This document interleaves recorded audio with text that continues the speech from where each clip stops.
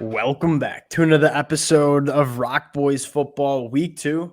It doesn't get much better. Texas heading on the road to the Big House. Two teams that were in the college football playoffs last year. Michigan, obviously, defending national champions. Going to get into a little bit of a game preview, give some early game predictions, fired up to get into what is one of the more intriguing matchups that we'll see all year. Two premier programs from across the country. Fired up to get into it. Before we do it, as always, just want to say one, and most importantly, let it fly in the comment section. Whether you agree with the boys' picks, whether you disagree with the picks, let it fly. That's the beauty of college football. That's the beauty of doing these game predictions. And if y'all do enjoy the content, consider subscribing to the channel. And then without further ado, let's get into this one now. An overarching take that I have about this matchup, you have a lot more questions that are answered for Texas than you have for Michigan. You look at Michigan, you are replacing pretty much a whole coaching staff. You are replacing a ton of talent that just went to the NFL draft. And you look at Texas, yes, they lose some guys to the NFL draft. They are running it back with a lot of really, really good players, obviously headlined by Quinn Ewers, and have done some really nice work in the transfer portal. So that's kind of my overarching take, is that you have a little less question marks about this Texas program than you do with Michigan. Now, I want to get into at least what in my mind is the most enticing matchup we're going to see. That's this Michigan offense that has to replace a lot, going up against the Texas defense that not enough people were talking about last year as being one of the better units in the country. Only 18.9 points per game allowed, top 15 in the country, specifically against the run, 2.9 yards per carry allowed, top 5 in the country. I think the biggest question mark we have in this game, especially if Alex Orji is Michigan's starting quarterback, is can Texas stop what is going to be Michigan offense that's running the ball a lot and often? They ran the football deal last year 59% of the time with a top 10 NFL draft pick in J.J. McCarthy. You think if Alex Orji's running this offense, it's going to be even more. Can Texas, replacing T'Vondre Sweat, Byron Murphy, stop this Michigan rushing attack? By far the biggest question mark of this game. And that even gets a little deeper than I think Texas top-end talent, even in that defensive line, is pretty good. I mean, Alfred Collins is one of the better defensive tackles in the country.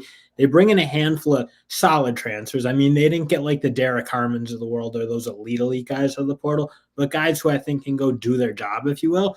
I think, to me, I'm looking just because how Michigan does it on offense and how they kind of, again, what Joel Klatt always called them, like the boa constrictor, that ability to run the ball.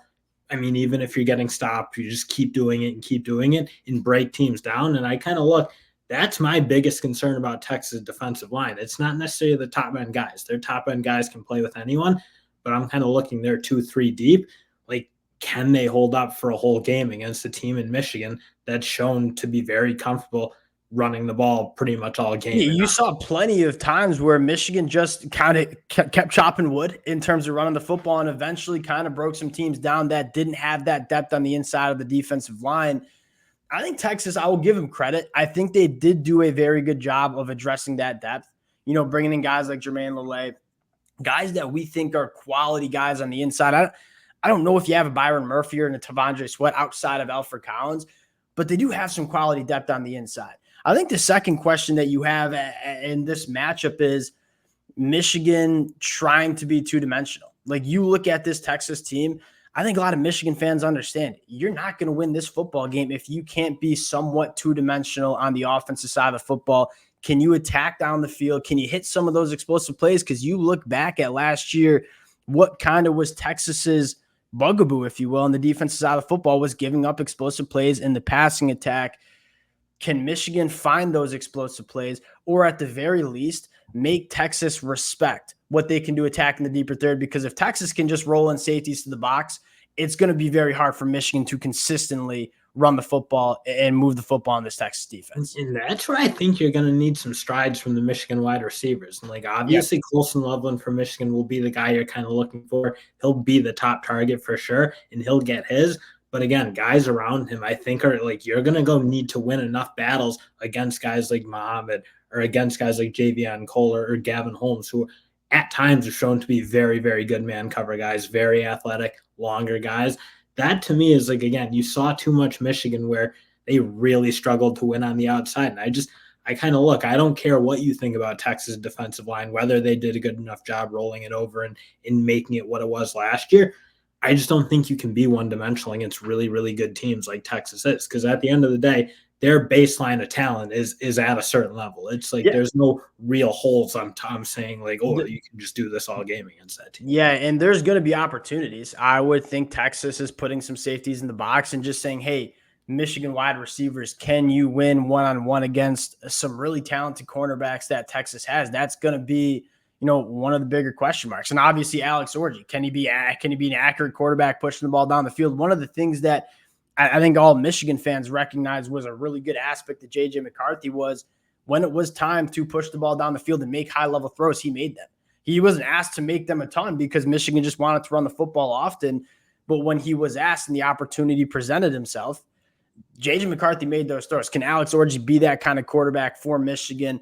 One final wrinkle into that kind of conversation is I think we're all kind of interested to see what Michigan's offensive line, especially from a pass protection standpoint, is. I think you kind of feel good that they're going to be a big physical run the ball offensive line. I think that's what Michigan's done a really good job developing.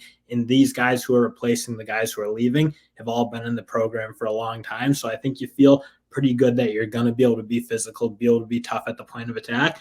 But when you're coming in with a totally new defense or offensive line, I should say, in facing a unit in these Texas pass rushers, who I think will be one of the better groups in the country. I think they're deep. They have a bunch of guys who do different things. You got your Ferraris like Trey Moore, or even the young guy Simmons.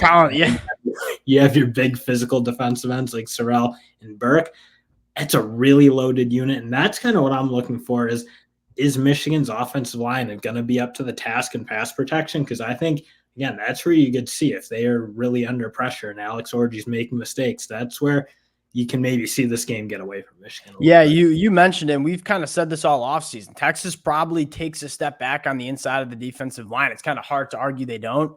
We think they take a big step in the right direction with some of these edge rushers. And Michigan in pass protection going to be starting some new offensive tackles. Can they hold up against some legitimate NFL talent from this Texas edge rusher department? Now, flipping sides, Dill, a lot of people want to write this Michigan defense off.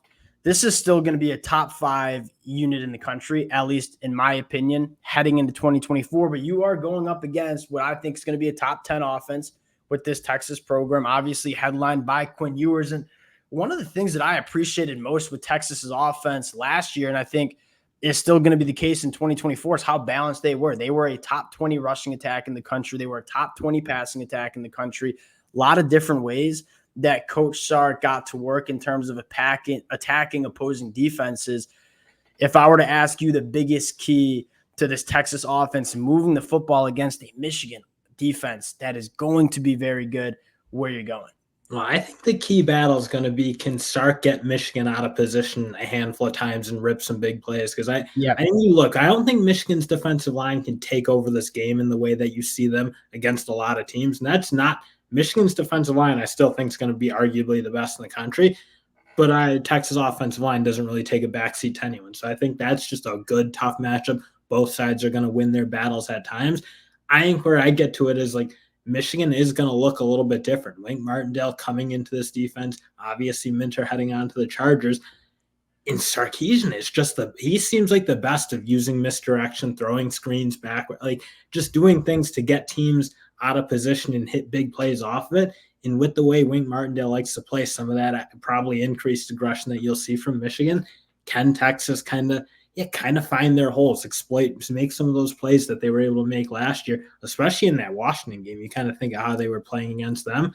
That's kind of what I'm looking for, is can Michigan be disciplined in position and not make too many mistakes to allow Texas to capitalize, because they're the best at that. Explosive plays. That's the key matchup I have for this Texas offense versus this Michigan defense. And I think you kind of nailed it. Like, you look at Michigan, you kind of feel all right that there's not going to be a ton of growing pains with the new defensive coordinator and Wink Martindale, because a lot of the concepts are going to be the same from guys like Mike McDonald and Jesse. You also got a lot of new guys. It's not just that the new coaching staff. You got a lot of fresh kind of faces. That's where I'm going with it, especially in the secondary. I mean, you look at, we all feel good about Will Johnson. Like, Will Johnson is going to be a dude. We feel good about Makari Page at the safety spot, but you're kind of filling in the rest of the secondary with either new names from the transfer portal or guys like Jaden McBurrs or Zeke Berry or Jair Hill that haven't played a ton of football.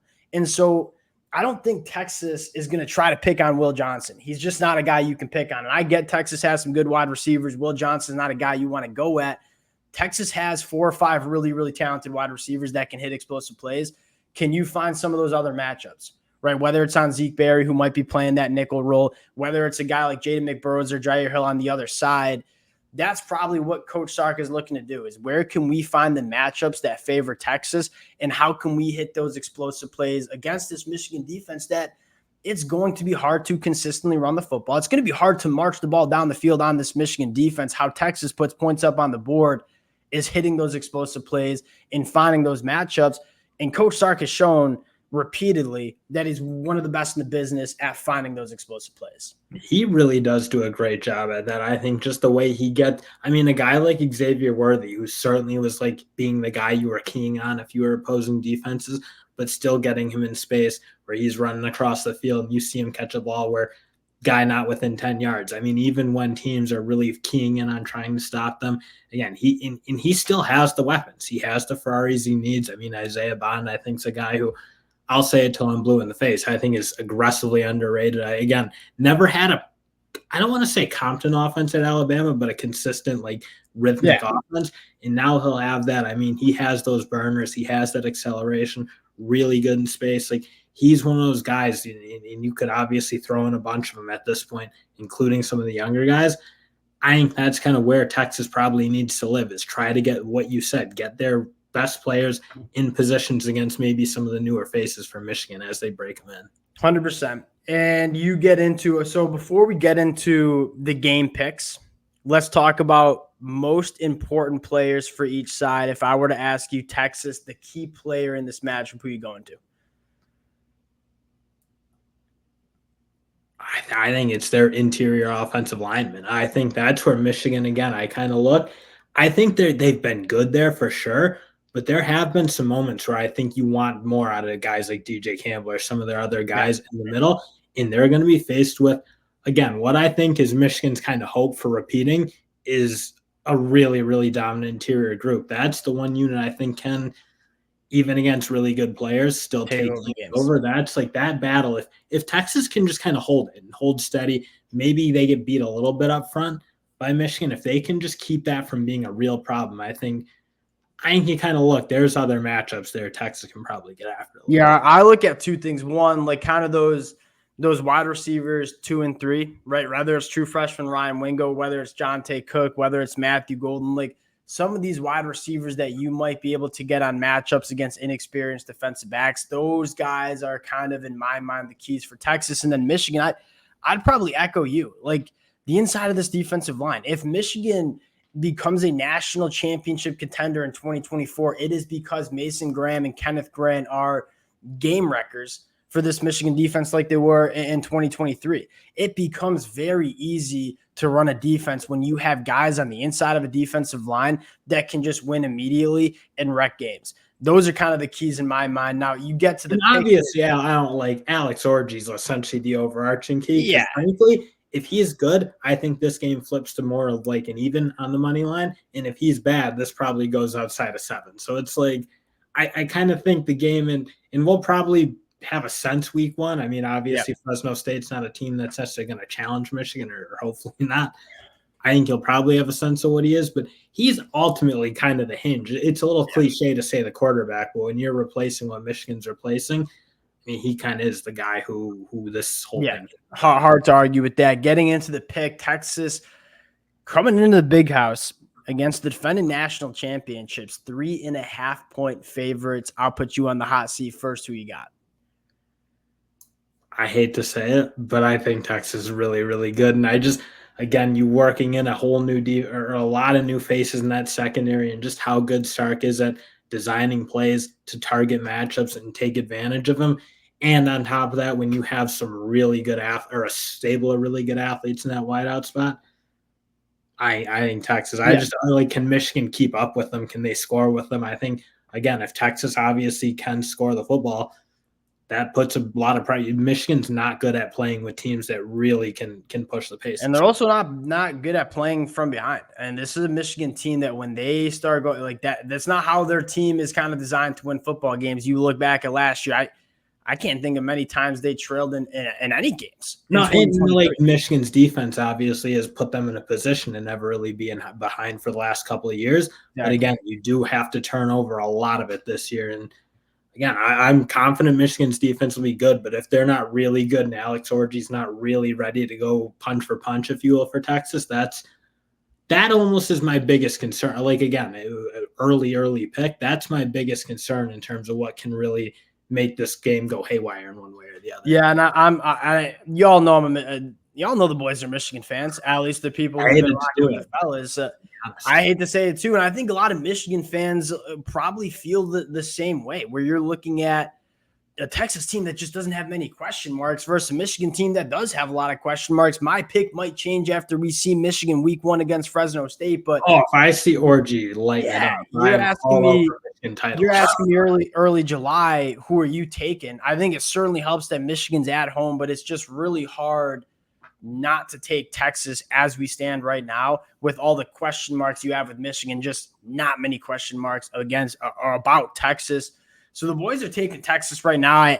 I feel gross about it, but I gotta give Texas like props. This is a team that can win a national championship. It is a very, very good team. As is Michigan, frankly, and that's that again, the experience in running it back with so many guys, I think really helps them in a massive early season matchup where it's going to be some crucial plays decide this game. Having a lot of experience, especially at the quarterback position, certainly favors this Texas program. So the boys take Texas. Don't feel good about it.